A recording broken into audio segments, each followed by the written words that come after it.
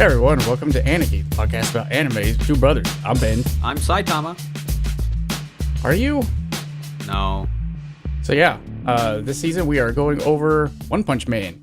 With just one more season. Just one season left of One Punch Man. Yeah. Only the 12 episodes. Well, so far. Short this year. So we're not 20, how many episodes of anime did we watch for last season? Way more than 12. Way too many. Way too infinite many. I don't want to say we beat off more than we could chew because it was fun, but. So before we get into our episode of One Punch Man, the Lone Cyborg, you have any anime or just general nerd related stuff? Yeah, anime stuff? This week? I can talk about how there's a new season of Natsume this season, which is really great. Which one's Natsume? Natsume's Book of Friends. It's don't. the sad teen with the monster book. I don't actually know what that is. I really like that show. It's a long going it's a real long anime at this point, and it's a long running manga. Though I think it's ending super soon. Actually, it's written by a woman. It's about a boy who can see yokai, and he's got a book inherited from his grandmother, where she stole yokai's names. Does he have a watch? No. He's got a big fat cat that's actually a giant demon. It's all on Crunchyroll. It's very, very good.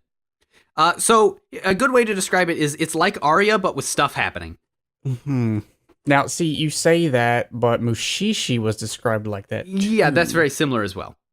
It's in the same sort of vein as Mushishi. It's not as sad as Mushishi, and it has a bit... Is Mushishi sad? A little bit. I mean, it has a melancholy atmosphere, but I wouldn't really call it sad. Well, that's fair. It's nothing really sad. Yeah, it's not happens. as melancholy as Mushishi.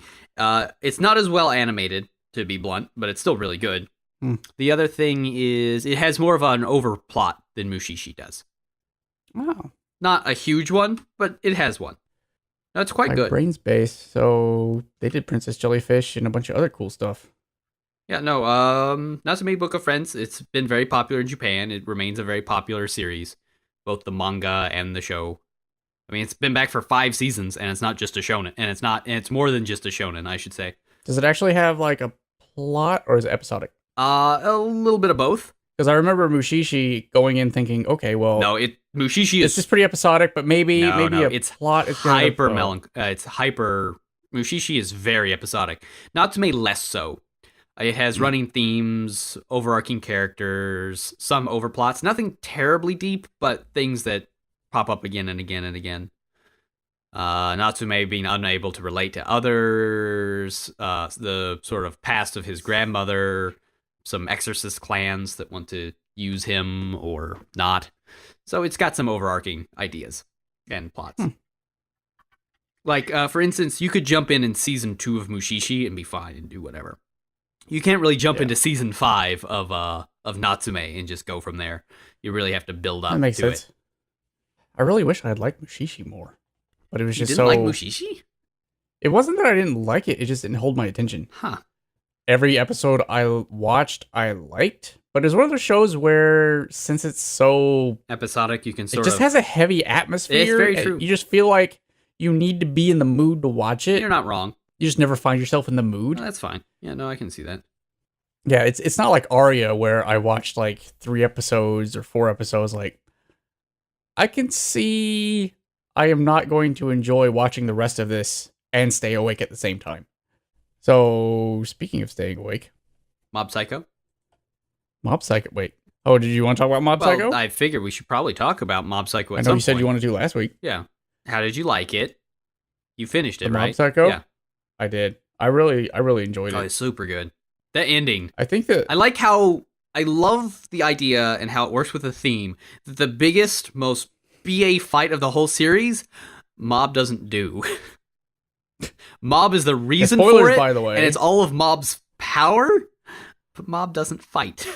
It's very good. Very good. Look, we're not going to do Mob Psycho. I can spoil it all I want. I don't care. Watch Mob Psycho. Right. You definitely should watch Mob Psycho. I think my only problem with it, and this isn't really a problem, is it continues, but we don't have it yet. Yeah, that's true. And I know One Punch Man's gotten a 2nd season greenlighted, but I don't know about Mob Psycho yet. I can't see why it wouldn't. I can't imagine it wouldn't. I mean, it's so... It's got to, right?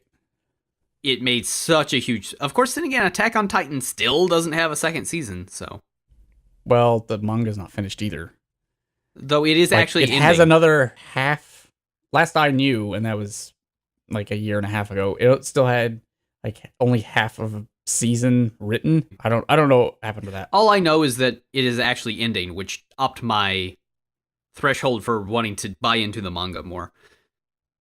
Because since it's technically classified as a shonen, I could have seen it going on for a million years. But last I heard, there were supposed to be a couple more collections, just like 2 or 3 collections left. And that was earlier this year. There was just going to be 2 or 3 more collections of the manga before it was done. In Japan, obviously. So it will stay on the shorter end of shonen, which makes me care more. Yeah. Because if it goes into forever hell, then it's just not worth But is collecting. Mob Psycho done? Mob Psycho done? I have no idea. But if the arcs are as good and self-contained as this first one, then it's not a big deal. Well, I really liked how it started out basically seeming like it was another One Punch Man, except now with psychic powers. Yeah. And basically turned it on its head. Yeah, it really did. Really, really, really well. I'm not going to spoil any of One Punch Man because you've seen the first episode. You know that Saitama, who has yet to be named, really. Which is actually kind of funny. You go through the whole first episode, they don't even name our protagonist. Granted, it's in the title of the show. It's One Punch Man. You might as well just call him that, but yeah. Yeah. You know, he's super strong. He is the strongest, and he laments the fact that he's so strong, and he just wants a challenge. Yeah, where Mob is like, no. He's definitely the strongest, but he doesn't want it. Yeah. It's not that he wants to get rid of it. No. It's just he accepts it as part of himself. He just doesn't want to use it. He doesn't want to be He doesn't rely defined on by it. this power that he has. Yeah. He wants to be defined He as wants to being be a defined by well-rounded... everything else. Yeah, he wants to be a well-rounded human being. That's why he's going to jog and kill himself while jogging. And never get the girl. Probably. Yeah. Because what's his name with the hair will probably get the girl. What's his name with the hair? That's how these things work out. When you say the guy with the hair, I immediately imagine the guy in purple. Not his Yeah, brother. the guy with the hair. The guy with the hair. Yeah. Okay, that's what I thought. Did you see that picture of like Trump looking like that guy with the super tall hair? No, It's really but good. that would be amazing. Yeah, it's pretty sweet. Does a little kid come up and punch him? No, it's just a still, but it's good. You got it. Wow. Told you, it's great. Okay, that's pretty fantastic. Yeah, see, if we were doing Mob Psycho this season instead, we would just have that be our splash image, and that would be it. That's amazing. Win or lose, that's what it is. Oh, What a great image. goodness. Do you know if any of Shuuzou Oshimi's stuff is going to be animated anytime soon? I have no idea who that is. The Akunohana guy. Oh, Happiness, you mean? Yeah. I don't know about Happiness. Or the other one, which is like You and Me or something. Yeah, I don't know. I know Happiness is coming to the States by Kodansha. I have volume 1. It's really good. That's solid. It's teen vampires. How many bummers happen in that one? Well, that's teen vampires. It's a very different sort of flavor so far. Flavor, vampires, get it? Happiness 2 comes out next month? Let me check. But I do like Happiness. I was shocked that it was coming to the States in a major release. Like, I found it at Barnes & Noble because it was Kodansha, so... So there's only 3 Tonkabon so far? Happiness 2 is... And the third one only comes out... Third one comes out in January. Yeah, Happiness 2 is late November. And Happiness 3 coming out here in the States in, the 17th. Maybe I should pick up the first one. Yep, no, it's good. You can find it just... I do love this guy. You can find it just the Barnes & Noble. Yeah, it's pretty solid. Art's real good. You can tell he's gotten way better at art. Still, man, it's no rotoscoping. Yeah, no, I mean, I'm for the rotoscoping on that. You don't have to tell me twice. I understand why people got mad about it, but it really helps with the theme. So Yeah, they're all wrong, is what they are.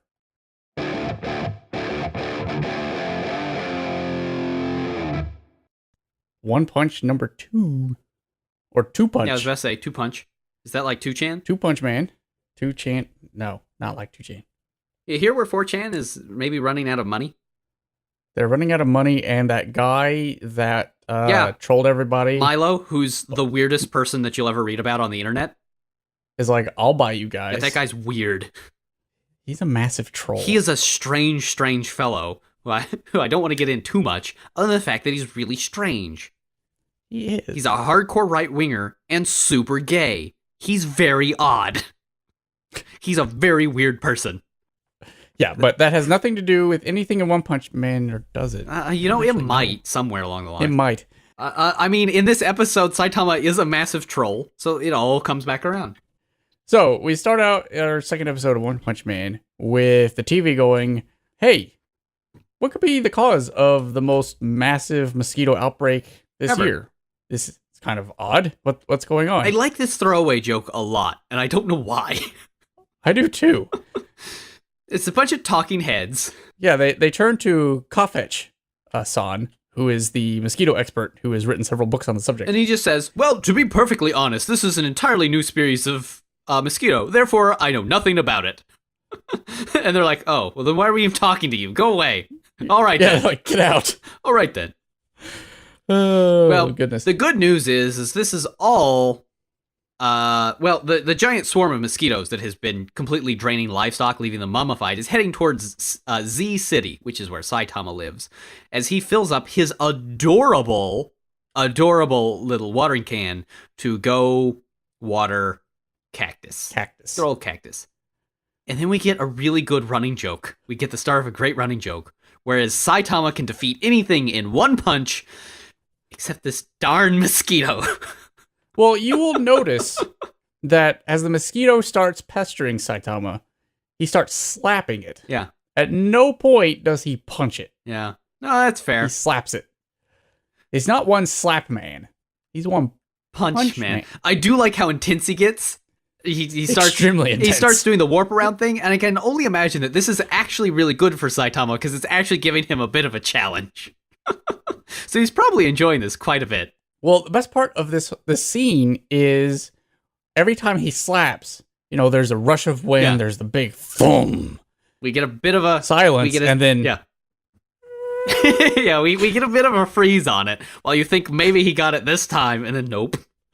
He never gets it. Well, we then pan out a little bit, and then here come giant clouds of evil mosquitoes.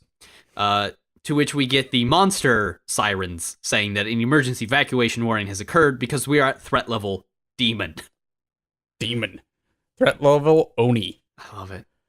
Which is like, clearly that has to be the top level, right? Demon? You would think. I mean, but why not? Well, if it's demon, that thinks it's really high. If it's Oni, maybe not. Maybe not, because Oni is different. And Oni is... I would put... Well, they do say Oni in the Japanese. Yeah, see, I would put an Oni in Japanese lore lower than a demon in Western. Like, in Western lore, demons are like the biggest bad you could ever have. But an Oni, like a Japanese ogre demon, that's a little lower, I would think. Well, I mean, Oni is a pretty vague class of demonish things. Yeah, would you put Oni higher or lower than, like, Ayakashi? Ayakashi would be way lower than it. Yeah. Than an Oni. Yokai? Yokai are just... So no, I know, there's a million different names like, for all of them. Yeah, no, I know. I'm Ayakashi is just a blanket term for, like, spirits. Spirit like, things. Just sort of small spirit things. Sure. And yokai are either mischievous or evil Ayakashi. No, fair enough. I think I got that right. Maybe it's backwards. I think you're backwards, at least according to the show we really like a lot with the Apothecary, Mononoke. Of course, where would you put Mononoke on that? Ayakashi... Oh, Mononoke are definitely evil. Yeah, they're super mean. They're absolute... So, Ayakashi and yokai are essentially the same. Yeah, see, it gets very vague, because they have a million names for this kind of the same concept. But we could also... I mean, Mara on this would be a completely different level. And then you have Buddhist demons, which are different from demon. Yeah, see, I just don't think they should have had... Mara is like almost a specific demon. No, I know he is. But this should be more like threat level ogre. Ogre. But then you would just think Shrek is coming to town, and now I'm just thinking of the monster. Mike Myers? Now I'm thinking of the Monster Factory with the McElroy brothers with Shrek. Oh yeah, and that's terrifying. So maybe it should just be threat level Shrek. That's definitely the highest. If this show ever gets threat level Shrek, I'm out. I don't want to know what that is. That is fair. So we have our op. Yeah. And we come back. The city's been evacuated because, the livestock blood draining mosquitoes are rampaging through town.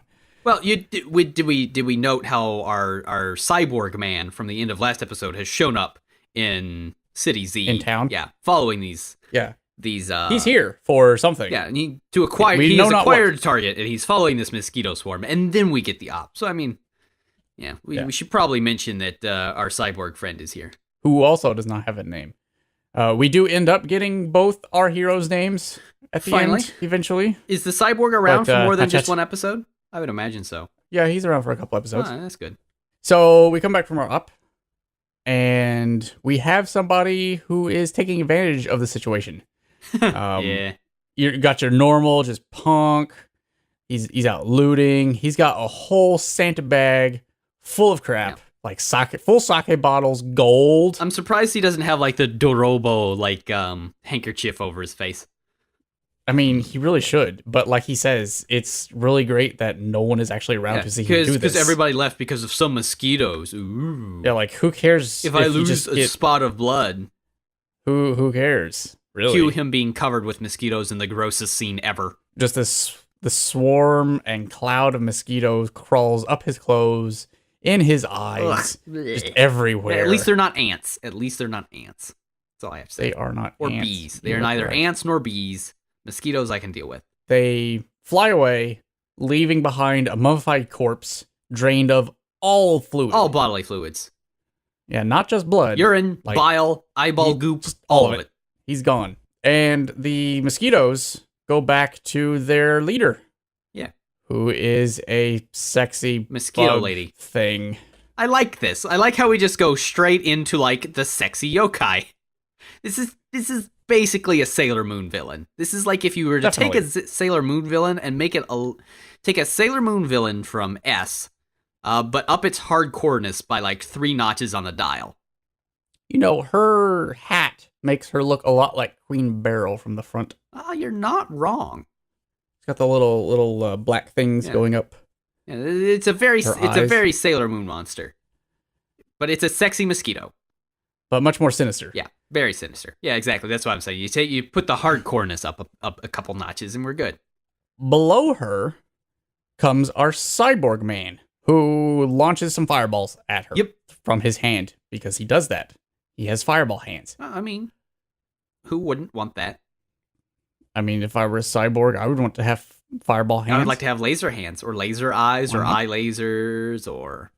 He starts wondering and working out what's her deal with the bugs.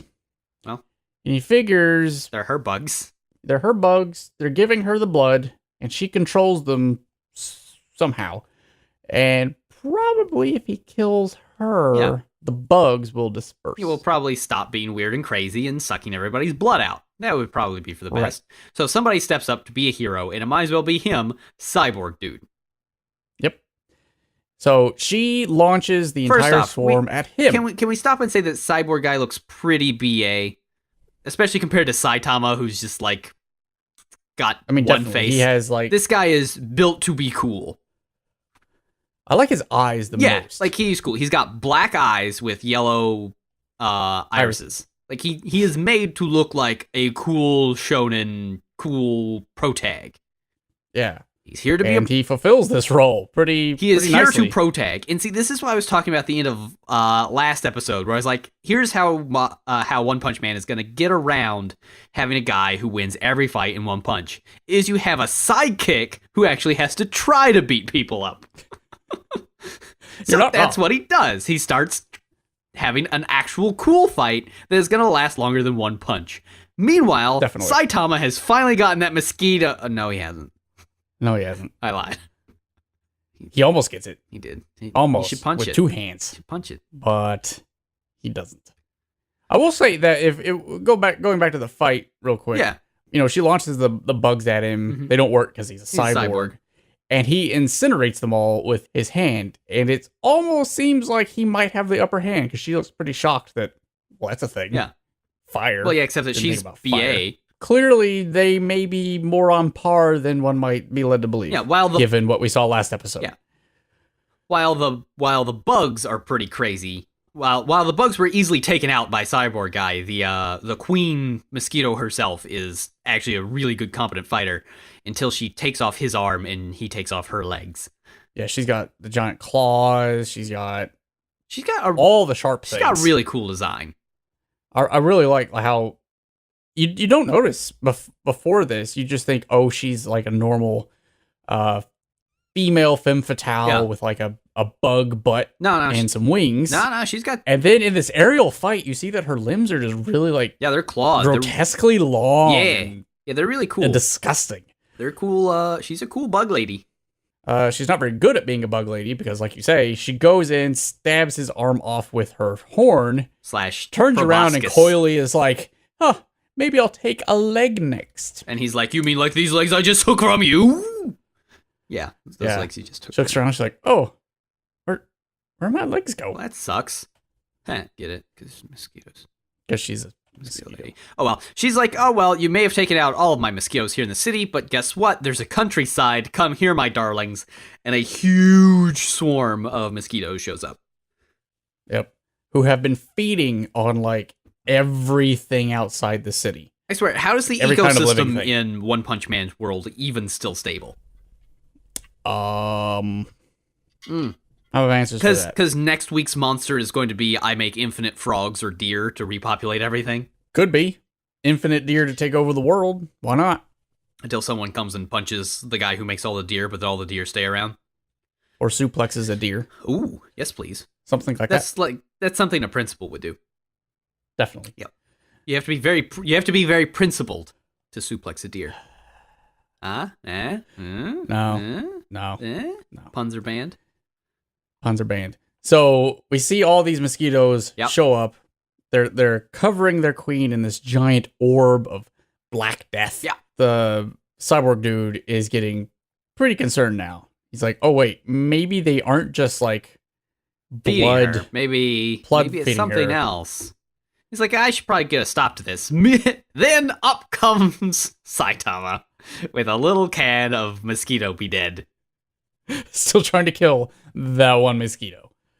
Everybody else has evacuated the town, as they were supposed to, but oh no, here he comes running up with a little can, and he's like, oh gross, some of it got in my mouth. This is really irritating. And then he notices both the swarm of bugs and the cyborg. The cyborg's like, dude, what are you doing? And he's like, hey, what's that squirming over there? Is that mosquitoes? Is it more mosquitoes? That's gross. I hate them. And the cyborg's like, dude, you should get out of here. Yeah, seriously, because this swarm is conscious, and if it senses you, it'll come at you. I love Saitama's reaction because he's like, oh, seriously? I should probably... Okay, then bye. All right, I'll leave. You got this covered. But then here comes the swarm, filling the entire city streets, breaking into windows. But Keikaku Dori... just as planned. Yeah, the cyborg catches them all on fire so that the entire swarm is basically flash fired to death immediately.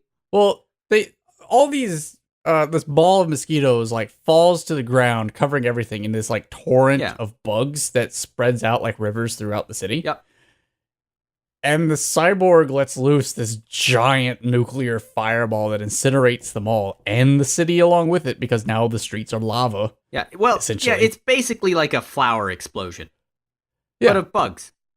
And he's standing there in the charter mains and he's like, I thought you were smart since you could talk, but you were just a bug. Yeah, because you let me do this. And he goes on thinking to himself, you know what? I got you, and I made sure that... there are no living beings within 500 meters, so everything's fine. Yeah, wait! There's that guy right behind me. That was dumb. Oh, no.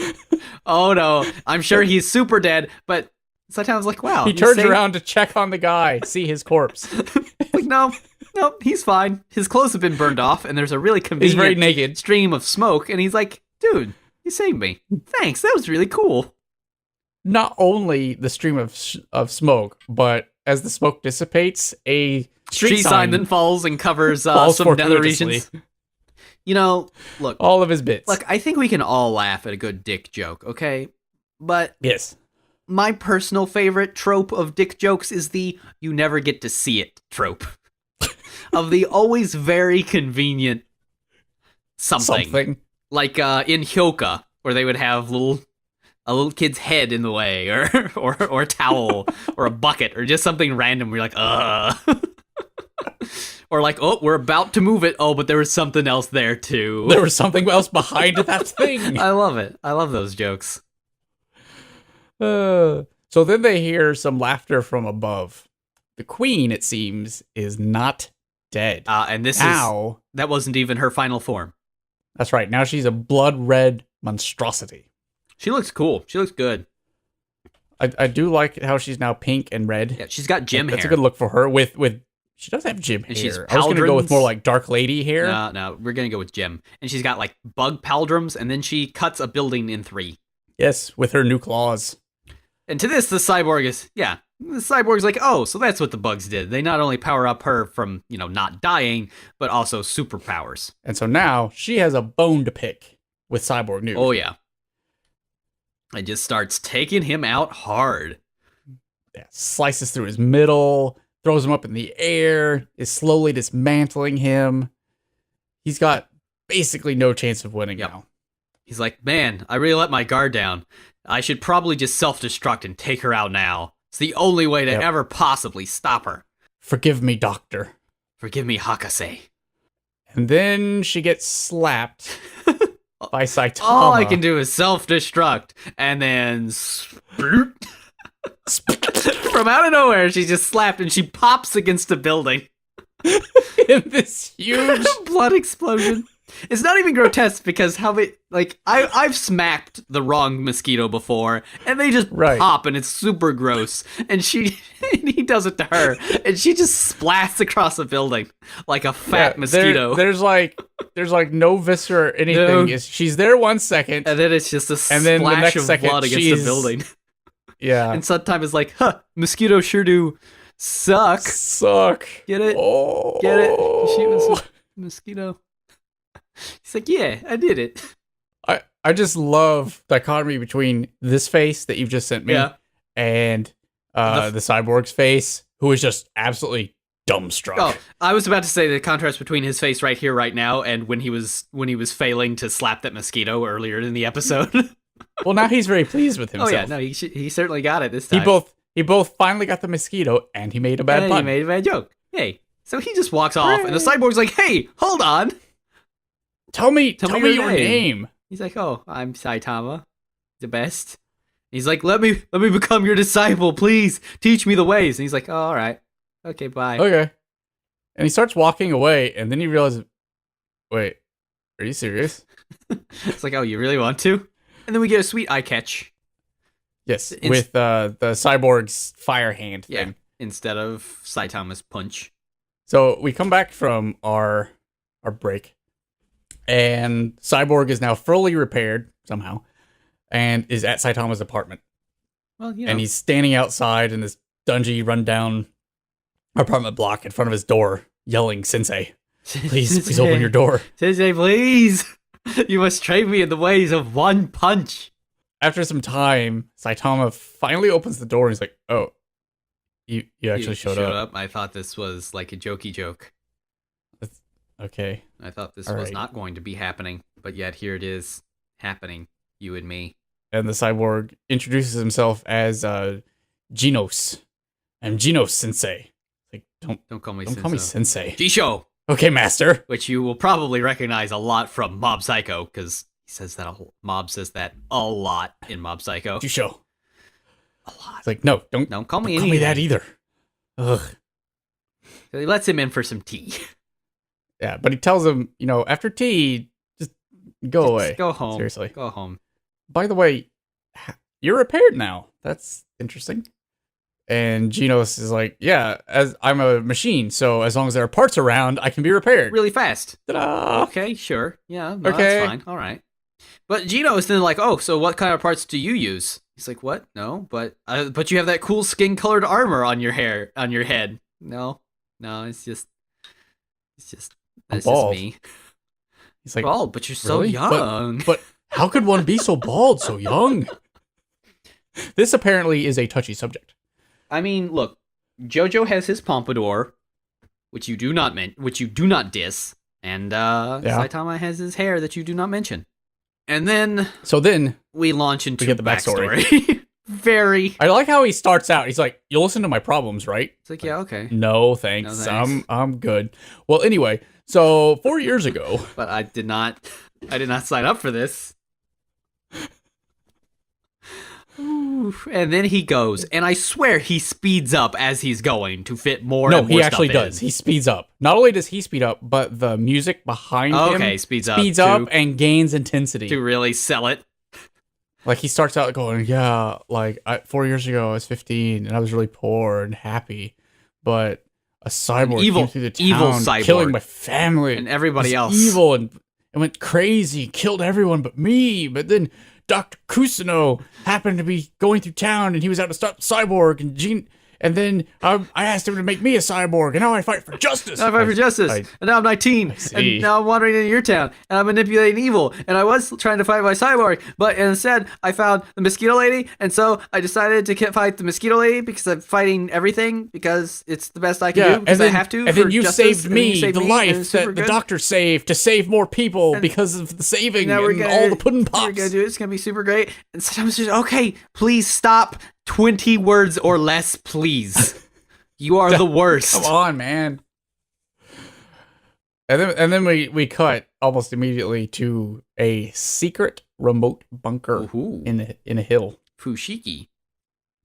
Where an evil voice notes that Mosquito Girl has been defeated in one punch. Who could have done such a thing? Oh, it must be that guy there. The bald dude. The guy that what? Saitama, yeah. Turns out, though, she was just a prototype or something. Yeah. Oh, I thought prototypes were always stronger. Well, yeah. So I mean, of weapons. This guy is Dr. Tomoe, right? He certainly looks like Dr. Tomoe. I don't think he has a cute and awesome daughter, unless she was a mosquito and got splatted. It happens. Hey, at least they're not one dog person now. So, you count your blessings where you can get them. I do like the small joke that happens here. That where Mosquito's girl name was literally Mosquito Girl? No, after that. Where he is obviously the evil scientist in his lair, and he's looking over all of the information about the fight that Mosquito Girl was in. Yeah. And he's like, "Oh, here is the sample that took out my prototype." Why is he naked? Yeah. Well, he got caught on fire. It happens. But he's like, "We need to capture him and learn his secrets of his physiology. Please send him an invitation to our House of Evolution." Which is a good name for an evil thing. You could see that being like the bad guys in a Maho Shoujo or a tokusatsu. So we cut back to the two heroes sitting and conversing. I do like how at some point Saitama got dressed in his One Punch Man outfit. No, he was in that before. Well, just in general, that he was lounging around his house in it. Because normally we've seen him, he kind of doesn't wear that until he's going out. Yeah, I guess he knew. He had it on when he invited him in. Yeah. So I guess he was just sort of, just hanging out in it. Maybe already. He thought that he might show up. So he does get a short version, which was, "Make me strong like you." Yes, please. He's like, well, you're 19 now. Saitama's like, oh, so you're 19 now. Don't worry, you'll be stronger than me because, I got this strong in just 3 years. So I should be able... He's like, what? 3? Hold on now? What the? Did you do anything special? It's like, no, I trained. Trained for 3 years. Yeah, it's like, all right. I trained for 3 years and then I'm here I am. So, obviously. I'll train you and it'll be fine. But before they can get more into this conversation, Gino suddenly goes on alert and a monstrosity crashes through the ceiling. Yep. But then gets instantly punched in the brain. Punched in the entire brain. Taking out an entire brain. It's like a praying mantis dude with a brain in a jar. And he has one line and then he's dead. And then make sure the brain is not in the jar. Oh, you know what this is? This is one of those mantis men made by Cave Johnson. Ooh. From Portal. Yeah. I'd see it. Yeah. Well, outside, I love these guys. for their friend are Slugman and Frog Dude. Frog Dude looks exactly like the frog from like Chrono Trigger, right? Yes. Yeah. Except with stripes. And they are very goofy and not cool. It's just a slug with a mouth. Yeah, they are not cool looking. They are super gross and dumb.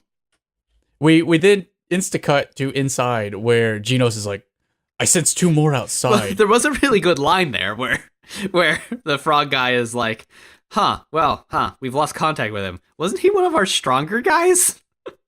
Like, oh, yeah, no. And then we cut to inside, and Genos is like, I sense two more of them outside. Master, leave them to me. I will do it. And he jumps outside. And both have been beat up already. He must not have one-punched these guys. He must have just sort of tripped them. Because they're just upside down in the concrete. They do not appear to be splatted. No. Well, while he's explaining, yeah, I already took care of these guys, he gets grabbed from below by a pair of mole claws and dragged into the earth. I like his line that he feels like a bamboo shoot. He's like, nah. He's like, Master, no, wait, no. I'm actually kind of good. I feel like a bamboo shoot. I'm just gonna relax here. You take out that evil cyborg gorilla. He's like, evil cyborgs, yes and please. Cyborg. I know something about cyborgs. I will take out evil cyborg gorillas. Well, what's funny is Saitama can't see now because he's neck deep in the ground. Yeah. He's like, I want to see. Oh, I can't. That's unfortunate. We cut away from the gorilla cyborg fight to Leomon. Oh my goodness, this lion. He's Leomon. He's just Leomon. He's just Leomon from Digimon. That's all he is. And I really like how the amount of detail on him keeps changing. Oh yeah, from shot to shot.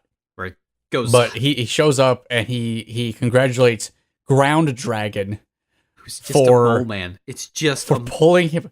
He's not just a mole man. He's because he has Ground Dragon written on him on his stomach.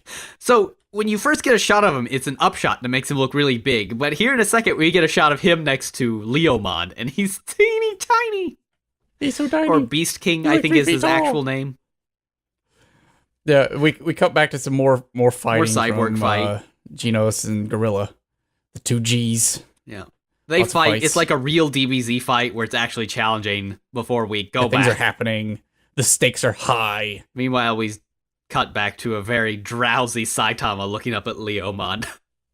Yeah. It's like, but it's nice in the ground. Oh man, this ground, it's so cool, and yet it's warm and comforting. It's so cozy. I like it. It's nice. And Leomon's, all right, so here's the deal. I'm going to poke out your eyes and kill you, so then we'll see if you do anything. Because the Beast King will never go easy on anyone. And Saitama's like, all right, then I'll get out of the ground and we'll do this. So he just sort of steps up. Casually gets out of the ground. He just sort of, like he's walking upstairs. Like he's getting out of a jacuzzi or something. He's like, you guys, you should probably just apologize for breaking my house, please. Seriously, don't go around smashing people's ceilings. It's rude. And then the big lion beast is like, behold the power of the beast. Oh man, I got dirt in my special place. And hold on a second. His belt's dirty. He needs to get all the dirt out of it. It's very upsetting. And they all just sort of hold off. Yeah, I like how they actually pause. And they're like, okay, no, I see how that's important. Yeah, no, take your time. Please. And then you will behold the true power of the Beast King. Yeah, he's like, okay, I'm good now. All right, let's do this. Let's throw down. So his claws grow, and he lion slashes, and all the muscles. Now he is the one with the muscles and the power, and Saitama easily dodges. Slugman and Frogman are getting up, and then are instantly cut into sliced hams by Beast King because that is the law of the jungle. Then he powers up, blowing off his shirt. Yeah, his restrainers, and there's just so much intensity in his attacks. He's doing all the so he can do the lion/meteor death, and Saitama just easily dodges. He's sort of wafting through it like a bag through the wind. Fine. Don't worry about it. It's okay. He's good. It's fine. And then here we go. He punches him. Consecutive normal punches. Except it's at least one punch, so Lion's top half just implodes. Guts and then without viscera. Moving a muscle except for his head, Saitama turns to the mole. To beast the mole. to ground dragon. Hell out of there. He buggers out, digging down, be like, okay, no one told me this guy was awful. I'm gonna leave, and then whoop, Saitama Face. I found you underground. We did it. That has to be the best face. It's pretty ever. solid. No joke. What I like about this scene is how grounded it is. No. What I really like is how this mole is clearly drilling down. And he just finds him. Okay, well, with this face. Yeah. Saitama gets back up top just in time to see Genos having finally bested Cyborg Gorilla, and he's like, okay, answer my questions or be eliminated. And the gorilla, in a very robotic voice, is like, you fool, I am only the third most powerful fighter of the House of Evolution. At your power level, you'll never beat Beast King, the second most powerful. And Saitama's like, oh, Beast King? You mean this guy? And he holds up just like a gooey eyeball. And Cyber Gorilla's and the girl's like, yeah, okay. Look, I am really sorry. I'm really sorry. I didn't mean for this to happen. And his like robot intonation just immediately goes away. He's like, oh, okay, I see how it is. We're not playing games anymore. Where'd your robot voice go? And he's like, I was actually just trying to be cool, guys. I was trying to be cool, so how about you be cool and not murder me, please? I will tell you anything you want to know about the House of Evolution because I don't really want to die. This is where it gets that's a good trade-off. This is where it gets straight up Astral Fighter Sunred of just like, oh, I'm so sorry. I should not have done this. So when Gorilla changes from robot voice to normal voice, you see how the animation in the show works so well, because he goes from super like glary face, like I'm super serious robot, to look guys, I don't know what happened. It's not my fault. I'm good. Sorry for the ceiling. I will be the first to admit that I done goofed. This was a mistake. I understand the reasoning, but I probably should not have come here today. So then we get our end credits. And our little thing after the end credits, which is always a delight. Oh, I do like this. This is another good joke. I mean, it's kind of a plot point too, but it's a jokey joke. Because Dr. Tomoe is there in his lab. Well, there's a bunch of lab assistants who are standing around going, how did this happen? How could he defeat both the third and second most powerful? On? Right, there must be a mistake. Professor Tomoe walks in and is like, what's all the commotion? And all the lab assistants turn to him. And they're all him. And see, this works too, because earlier on in the episode, at the midpoint of the episode, one of the lab assistants helping him talk about Mosquito Girl had like a 28 on his shirt. So we're a straight up Dipper Pine style like clones where they just all have a number on them. One of them, and if you notice, in this particular scene, one of them has 24 on him. Yeah, see, one of them is named Tyrone, I'm pretty sure. That's for Gravity Falls references out there. Gravity Falls. Yes. Watch the show. Thank you. It's good. I've seen it. Okay, good. Yeah. So then Mosquito Girl shows up to tell us about next week. Yeah, but then she's like, oh, I died. Sorry, I'm out of time. Yeah. I want to tell you more about my life. Oh, wait, I'm dead. I'm dead. What was your best out of this episode? Best of the episode? Man, I don't know. I really liked Saitama's fight against regular Mosquito. And how it finally gave him a challenge and true meaning in life. He actually had... Only fleeting. He had to work for once. I think my best has to be his faces during the Mole Man fight. Oh, that's... Both his turning to him and then the face in the ground, which, A, how'd he get there? And B, I've never seen a face like that. I can't even describe that face. Real good? I think real good is a good way to describe that face. It's real good. Oh, my. That was solid. What was your worst? Worst. Frog Dude and Slugman getting cut up like hams. Well, they were just... that's a little gratuitous. They were just in the way. Beast King, did you really have to do that? Like, come on. I think my worst was probably... the guy covered in mosquitoes? That's pretty gross. No. I think mine was the fight between Genos and Armor Gorilla. Yeah, that goes on a little while. Yeah, I realized it was there to like be a contrast to what Saitama was doing. Yeah, but we just had that at the beginning of the episode. We don't really need it for the second part. It was sort of just drawn out a little bit. Yeah, too much, you're not wrong. Other than that, yeah, I think that was the worst. That's a slight pacing problem. MVP? Mine, I think, is Mole Man because he got away. Yeah, I was thinking about Mole Man too. He almost got away. No, he did get away. Like he freaked out and left. Like he never actually got punched. All right, well, it's good for him. I don't know where he went, but he's not there now. Good for him then. He did it. Yep, he escaped. Who's your MVP? I was leaning towards Mole Man myself, though it might be Cyber Gorilla. He for trying to be so cool. He's like, all right, sorry guys. Yeah, first off, he was there to be cool. He knew his job. He's a cyborg gorilla, already pretty awesome, and he just really tried his hardest to sell it. And then at the end, he was like, okay, look, I'll be the first to admit I've goofed when a man has goofed, and I have goofed. So, what do you need to know, and when do you need to know it? Because I'm your man/gorilla. I will make this happen for you. For my friends, anything. So, next week, we will find out all about Mosquito Girl's birthplace. Yeah, and Dr. And Tomoe. the House of Evolution. And the Dr. Tomoe. The Obsessive Scientist. Yeah, I'm excited. I'm excited to watch more of this show. It's good. I like it. I really like it. I like how it's vignette-y. Yeah, it's good. I like the animation showcase part of it. It's got good goofs. Good goofs. I'm always one for the goofs, and this one's got them.